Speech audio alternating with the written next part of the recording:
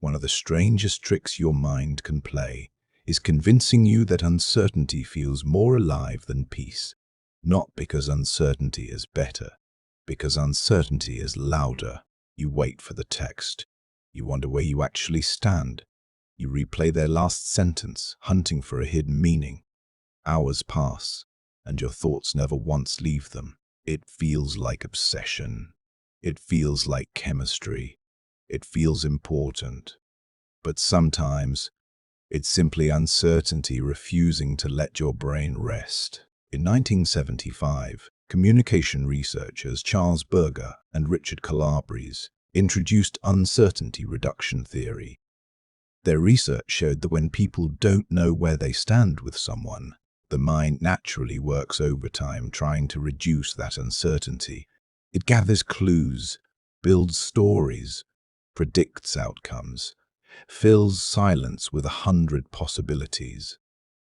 The less information you have, the harder your mind works. And effort has a strange side effect. It makes the person occupying your thoughts feel larger than they actually are.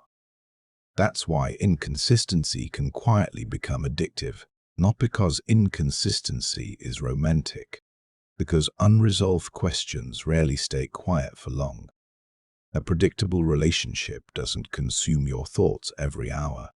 It doesn't need to. Safety gives your attention permission to return to your own life, your work, your dreams, your friendships, your future. But people who mistake constant mental occupation for deep love often grow suspicious when peace finally arrives.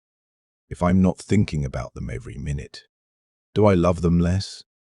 Maybe not. Maybe your nervous system finally stopped treating the relationship like a mystery it needed to solve. The healthiest love won't always dominate your attention.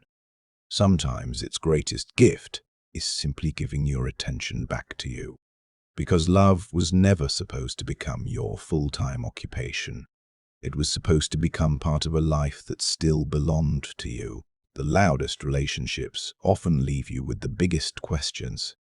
The healthiest ones quietly answer them before you even have to ask.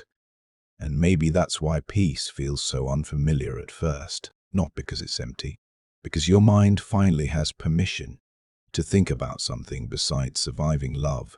Subscribe and turn on notifications for daily love psychology, because next we're talking about why some people mistake emotional intensity for emotional intimacy.